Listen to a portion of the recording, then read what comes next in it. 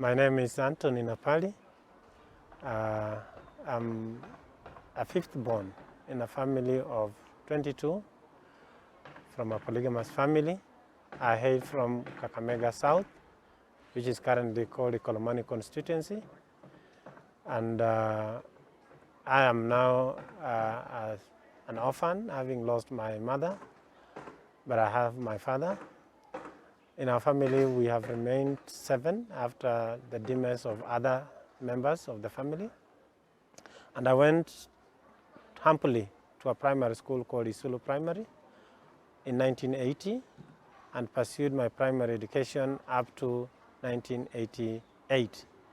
Apparently, we have had struggle to get to education, tilling people's land and getting all things done in order to meet for the needs of the huge family.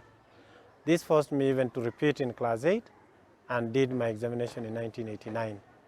When I completed Form 4 class 8, I went to Shikoho Secondary School, having been called in another school, but I wasn't able to get to that particular school. So I left, and the only money I had was 200 shillings that made the principal to admit me on condition that I would be helping the school do manual work, like cleaning the toilets, cleaning the compound, and also cleaning other duties that were actually assigned to me. So I did my Form 4 in 1993, but after that, before I did my examination, I've actually been the head boy of the school, for 2 terms, and I was also a school librarian. I was also the school captain of soccer, and after completion, I didn't know anything about access or chess. But in the year 1993, I did write up a small story that Marie and Peg Lesnar read, and the story was about my life as a criminal. I had been arrested for some time for brewing illegal janga, which is an illegal brew in Kenya. And during that particular time, they read the story, and Marie and Peg Lesnar read the story, which was sold in Canada, and it attracted about $2,000, which made me to complete my education. At that particular time, I went to a technical school, which is called Kilimamboko Teachers Training Institute, which made me now get access as a scholar. By then, Alinda Ware, Peg Lesnar, and Marie had come to the country as agents. And when I went to that college, I never knew where it was. I never knew what it was. The only piece of paper I had received in my life was a check that was about 23,000. So I went to it and paid. And I was in the college up to the time of graduation. And from there, I came as an elementary teacher. Started at Shehalia Primary, went to Isulu Primary, Matundu Primary, and went to a number of schools. But the most important thing I learned was that patience in the school, because I loved kids and I loved what kids were doing. That made me also to appear in the Access newsletter, volume 4, which actually highlighted my story as a young teacher. And in 2007, I made up a decision. Before that, I had made a decision of joining to pursue higher grades. So I went to Masinde Muliro, pursued my degree, and was still in primary. By then, I was made a deputy principal, and then currently, I'm now a principal of the school. I've headed 3 schools, but I still yearned for education. I went back for a diploma in education and pursued diploma in administration, where I am now an administrator in terms of the sub-county, assisting other heads in ICT and other matters. I also went back for my master's program at Mount Kenya University, and that is where I've left, and I've pursued another course on ICT at Sigalagala Technical College. I also pursued a diploma with the Kenyan Managerial Studies, which is called Kemi. And I love to say, if it were not for right from chess up to access, I would not be who I am. Besides being a teacher, I'm also a family man. I'm married to one wife and I have 6 boys. My first boy is at Pwani University. The second boy is at Mount Kenya University. My second boy is in Butere. The rest of the boys are in the current curriculum of competence-based curriculum at a nearby primary school. I have also been using my skills to help others. Within the period where I've been a student and where I was a teacher, I also nurtured many number of children, nurtured a number of students, and more importantly is what chess saw in me right from 2007. I've been the chairman of the Chess Board Kenya I mean, and we've been collaborating with the Chess Board Canada to bring in more girls on board on the purpose of scholarship. And Alinda Ware, who is the current president of KIF, saw something in me in the training facility, and I'm now a mentor to the boys. I do facilitation. I am also doing fundraising. With KIF, I've also participated in this Vancouver Sun Run, which has actually made me to win this medal that I'm having. And the purpose of the Sun Run is to raise money to help a needy boy be in school.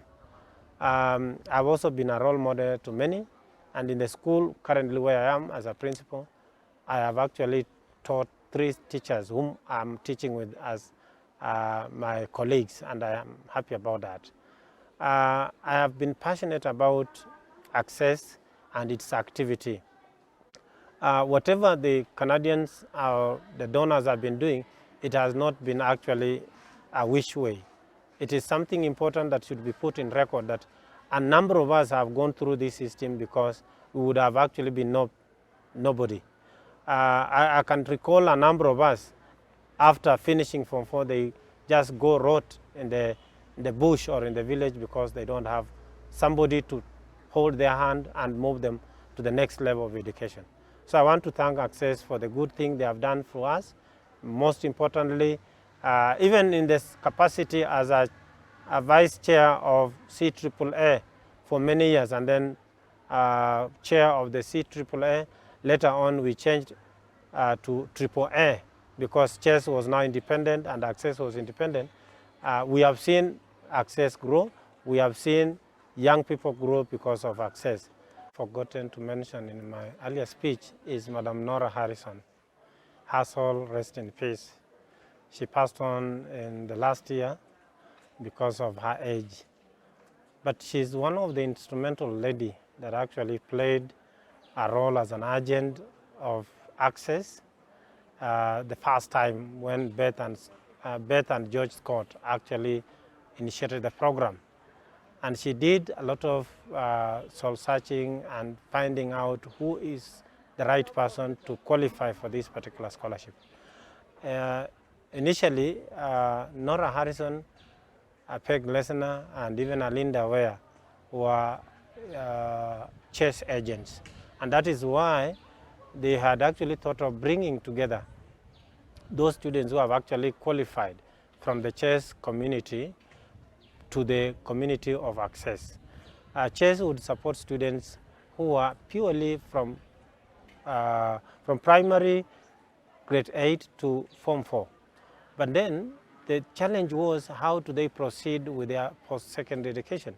And I want to thank Beth Scott and George for having that kind of brilliant idea of making a continuity. Within the activities of Access also, being part of it, we have had programs like Literacy for All, which is in short called LIFA, and that particular program were partly initiated in our schools, and one of the schools that benefited was Shivagala, where we are currently, and we are having the 2 classrooms that you can see at the back of my background as having been built because of the continuity of Canada and Access and the community. So I want to appreciate that Access has touched an impact a population of over 1,000 or 3,000 or 4,000 members who are benefited. If we get together and get united, we can be in a position to move the country in our own special way. We can be able to elect the people we want, we can be able to make decisions that we want, and most importantly, remember, if it is possible for us to touch in our own way another life, for those who are here, we will be very important for that to happen. We can do this by volunteering to mentor these students. We can also volunteer to pay fees for them as a group or as an individual, or we can volunteer to give service to what we have trained in as qualification to the community wherever we are called for. Access has impacted a lot of knowledge to the young people. It has also impacted a lot of activities. One of the schools where I am teaching currently is one of the school that has benefited from an access program, having been put up 2 classrooms worth a lot of money. And we are pleased that this school has actually affected on the population that I have currently of 1,200. If it were not for access, such a kids would be sitting under a tree and maybe getting instruction.